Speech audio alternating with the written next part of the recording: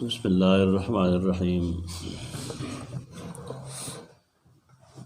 बाब ग़स्लिल हाइज़ रअस ज़ौजिहा व तरजीह। जवाज़ जायज़ वाले गसल विंज़ल अलहाइज़ आग ज़नाना तवई च दागे मेंसेस रागली फ़रास सर तवई ज़ौजिहा खावन दागे तरजील तरजुल मंगज़ोल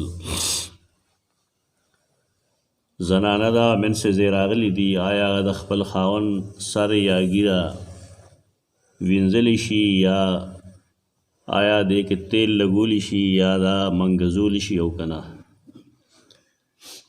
दे के दुआ मकसद दी यौ दा चे के यौ नारीना ला दागा कोरवाला सर मंगज़ई नु दे के शरआन सह ऐब निश्ता या वल्ला सर के तेल चई नु दे के शरआन सह ऐब निश्ता या खुद पुख्तनो ज़ान लखपल रिवाजू न दी अजान ल खबर दा लेकिन शरीयत पदे सख्त गन और पाबंदी न लगी और दोयमा खबर ख्वा ज़ड़ा खबर दा ची यहूदियानो बख्याल लाओ ची कम खज़ा दागे मेंसेस शुरू शी न दा बिल्कुल पलीत शवा दागे द लास खुराक स्काक बे न कहो आगे सर नास्ता पास्ता उलाड़ा दावे गुनाह गंगा चूँकि ज़मूंग दीन सरासर द यहूदियत द दीन खिलाफ दे और देवजन इमाम बुखारीम दा अहादीस बार बार रोड़ी दे दा पारा च द यहूदियानो द दीन और दागी द मजहब मुखालफतश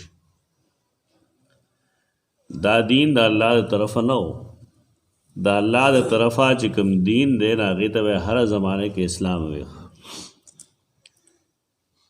ता इस्लाम मख के न दे ता वो खल को दी फ़िरक़े जोड़ करो चा जानते यहूद वे चा नसारा हुए संग चिनमुंग के बेशमेरा डली वासिद इस्लाम ना दायो शेदी जुदा को यो तबे यहूदियत वे बोलते वे नसरानियत वे और पे के वे खपल खपल आरा और दाखिल कर खपल खपल ख्यालात और आगे तबे ब्याद अल्लाह दीन वे इस्लाम दा अल्लाह दीन दे इन दीन इंदल्लाहिल इस्लाम और गद सय्यदुना आदम अलैहिस्सलाम द ज़माने नशोरो दे और तरोसर रवान दे और दा इस्लाम दे इंशाअल्लाह दावत क़यामत चली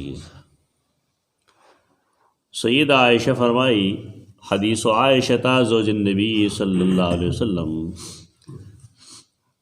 क़ालत व इन कान रसूलुल्लाह सल्लल्लाहु अलैहि वसल्लम लयुदखिलु अलैहि रअसहु व हुवा फिल मस्जिद फउरज्जिलुहु।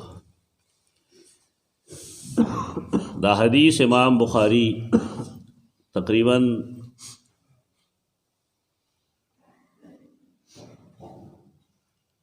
9 ज़ाया गालिबन नकल करे हाँ 9 ज़ाया खपल सही के हदीस 295 296 301 2028 2029 2031 2044 और 2059 25 अत ज़ाया नकल करे और हर जगह के द देना जुदा जुदा इस्तदलाल करी द इमाम बुखारी द किताब खुसूसियत दारे जगह हदीस पर मुख्तलिफ अबवाब के रोड़ी दे र परा च तालिब इल्म पदे पोशी च दे हदीस ताल्लुक़ कमे कमे मसले सर दे कम खलक च पदे न पुएगी नागा से एतराज़ किया से बेजा तकरार दे पर किताब की बेजा तकरार न दे खोल दा गौड़ी च पदे हदीस के गण मसाइल उदा हर मुताल्लिक़ा बहस लान दे हदीस रोड़ी द दे रा पारा च तालिब इल्म पदे पोशी च दे जनाज़र दे मसले इस्तिंबात इस्तिदलाल कोले शो उदय शोरो कड़े द किताबुल मसाजिद किताबुल हैज़ अगे न शोरो कड़े और आखिर के आगा अशरतुन निसा पर रसूल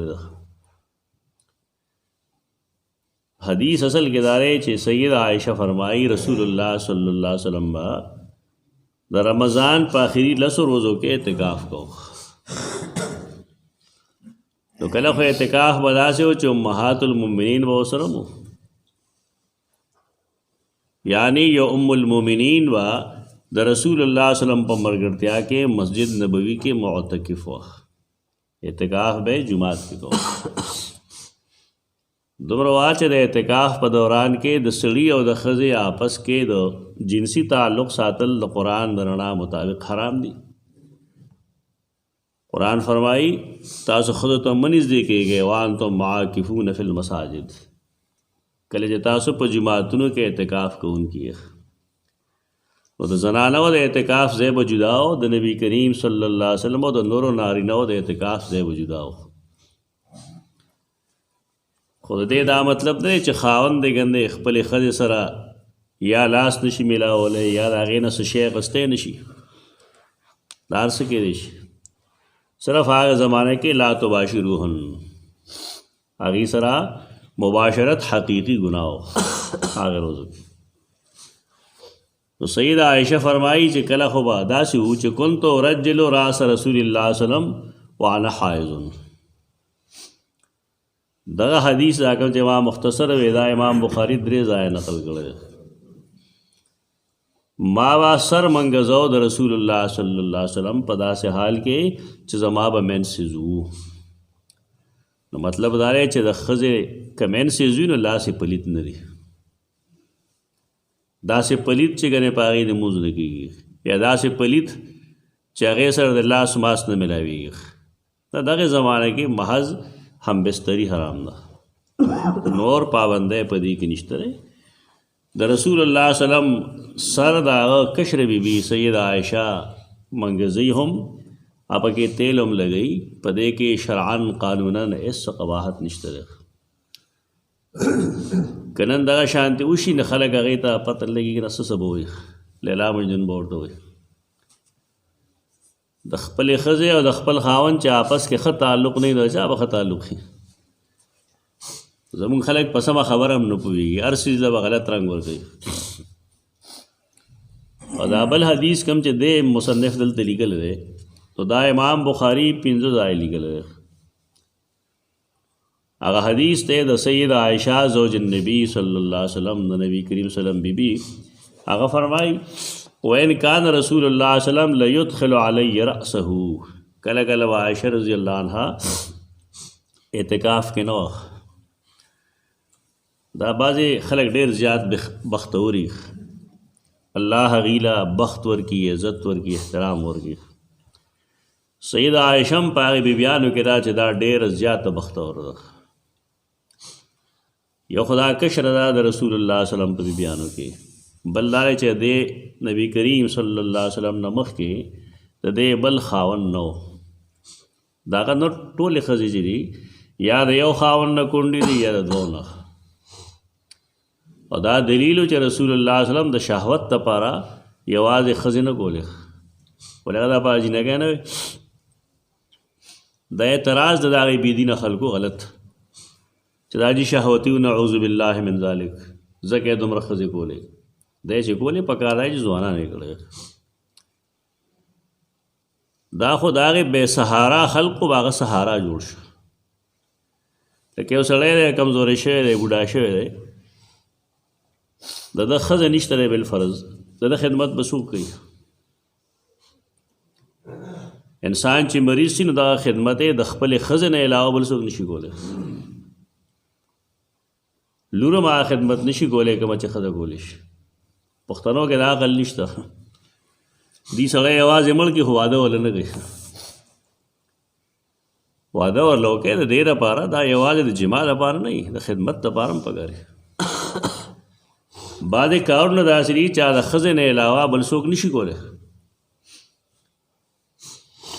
د دې وجې نه سیدنا ابو هریره نور بې شمېره صحابه هغوی به وایي چې که مونږ ته دا پته وي چې زما یو ورځ پاتې ده چې دنیا کې هم به زه واده کوم، زما ښځه نه وي. زموږ د خلکو دماغ خراب شوي، کله به وي د ښځه نه علي دی، کله به وي دا چل وله شوی دی، هېڅ چل وله نه شوي. خو انسان ته د ښځې چې کوم ضرورت دی یا ښځه چې کوم خدمت کولی شي خپل خاوند له، هغه نه لرو کولی شي نه انکور کولی شي. په دې وجه زموږ مشران دغه شانتې رسوا شي غریبانان. ولې واده خلکو ته ګناه ښکاري. واده خو شریعت جایز کړی دی، الله او د هغه رسول جایز کړی دی. د رسول الله صلی الله علیه وسلم د نکاحونو وجه صرف د کوه چې کونډې رنډې به پاتې شوې، زه خدمت ته دې نشم کولی سي. دا یو ښه طریقه ده چې دا ځان سره جمع کړه. ځکه د هغه 11 ښځې وې، پاغه دا پابندۍ نه وي، البته په مونږ پابندۍ دي. مونږ په یو وخت کې د څلورو نه سیوا نکاحونه نشو کولی. قرآن یو ځای کې خبره کوي چې که تاسو انصاف نشئ کولی نو بیا یو ښځه سره نکاح وکړئ. زموږ دا ټول قوم ظالم دی، دي ته دوی به تصور هم نشي کولی، دي ظلم کوي. دا بار کې ځان له عنوان دی د رسول الله صلی الله علیه وسلم غنې بیانې دي او پای بیانو کې سیدہ عائشہ دا ډېره بختوره ده په دې لحاظ چې دا باکره ده، کشره ده، او بل دا چې د سیدنا ابوبکر صدیق رضی الله عنه لور ده. یعنی د رسول الله صلی الله علیه وسلم د قریبي مرګري لور ده. او د دې کمال لري چې د دې د کمرې او مسجد نبوي په میاس کې صرف یو پرده وه. دومره کمال بلی بیبي ته نه دی حاصل. د نورو کمرې یا د هغې کورونه مسجد نبوي نه بیرته و. د دې هغه کمره وه چې رسول الله صلی الله علیه وسلم هغه اوچته کړه پرده، د جومات به خپل لیدو. دا الله چاله په زبردستی نه ورکوي، دا هغه یو دین دی ورکوي چاله. خو د خلقو کې حسد دومره زیات وي چې هغه دا نه برداشت کوي چې دې بني آدم باندې الله د احسان کړی دی، ولې کړی. نو دی الله سره پنج آزمایي شروع کړي چې نه دی مستحق نه او زه مستحق یم. دا حسد ذهنیت ختم کړي. یو بني آدم باندې الله فضل کړی، بس شکر وباسه فضل لبه. چونکه دې کور د رسول الله صلی الله علیه وسلم د مسجد سره جوخ دی. دا نن چې کوم ځای کې د رسول الله صلی الله علیه وسلم قبر مبارک دی، یو خوا بل خوا د هغې نه وزیرین دي شیخین، سیدنا ابوبکر صدیق او سیدنا عمر. دا د سیدہ عائشہ کمره وه. او چا چې تلي لیدلي وي چې د نبي کریم صلی الله علیه وسلم کوم مسجد دی کې شین رنګ کارپیټ دی او هغې سره جخت د رسول الله صلی الله علیه وسلم قبر دی، روضه ده میانځ کې دیوال دی صرف. او د رسول الله صلی الله علیه وسلم خپو طرف ته صفه ده په کوم چې به صحابه کرام ناست خلک ځي هلته کې دو رکعاته نفل کوي، څوک پکې له 7 منټه وخت تېروي. دا ټول څیزونه پراته دي هلته کې. اوس هم هلته چې سړی لاړ شي د سیدہ عائشہ د کمال نه او د هغې د فضل نه خبر شي چې الله هغې له څومره کمال ورکړو. د صحابه کرامو استاد ده. او سیدنا ابن مسعود فرمایي ما اشکل علینا اصحاب رسول الله صلی الله علیه وسلم. زمونږ د پیغمبر په ملګرو کې تبه چې څه اشکال پیدا شو، مشکل مسله، موږ به د عایشه نه تپوس کوو. بعضې خلک کشران دي لیکن الله هغوی له علم ورکړي. نو دې کې د هغې یو کمال دی، هغه ده چې رسول الله صلی الله علیه وسلم لیدخل علی رأسه، زما کمرې ته به سر را داخل کړو. پرده به اوچته کړه، دیوال نه نو هغه زمانه کې پرده به یې لرې کړه، نو سر به یې را داخل کړه. وهو فی المسجد، په داسې حال کې چې هغه په مسجد کې و، کور ته به نه راته. ولې اعتکاف کې و، رسول الله په اعتکاف کې و، پرده به یې لرې کړه، سر به یې را دن نه کړه. فارجله، نو ما به د هغه سر مبارک منګس کړه، تیل لګول، غوړول، مګل، مالش کول او بیا منګس کول، دا ټول ترجل لږ. او د اعتکاف په دوران کې وکان لا يدخل البيت، کور ته به نه راته.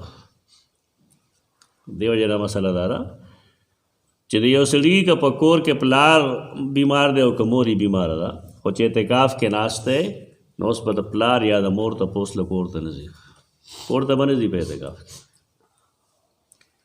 که راته به نو الا لحاجت، مگر د خپل پیشاب او پاخانې دپاره. مسجدونو کې هغه ورځو کې انتظام نه و، کور کې د هغې دغه انتظام و. نو دغې دپاره به لړ صرف هلته کې باتروم ته، بیا به واپس راغی مسجد ته. اذا کان معتکفا، کله چې به هغه معتکف و. دا ګوره حدیث ته، حدیث کې یو حدیث کې ګڼ ګڼ مسائل مخله راشي. یو دا دی چې که بالفرض یو بني آدم اعتکاف کې دی او د هغه سره د خپلې ښځې لاس ولګېدو یا بل څه ځای ولګېد، دی کې څه ګناه نشته، البته مباشرت په کې ګناه دی. دا پلی ته نه ښځه او که ښځه بالفرض حایضوم شي نا خاون له ګوتې وړی شي د خاون په ګیره کې او د هغه په سر کې تیل لګولی شي هغه له جامې ویندلی شي ډوډۍ ورله ورکولی شي پخلی کولی شي زمونږ خلک د هغې نه مخکې شوي د شریعت حد هم ماتوي که نه د مینسس په دوران کې هم بعضې ظالمان جما کوي دې ډېر زیات توسع دی کې کړی ده ګناه کړی ده یا توبه وباسل پکار دی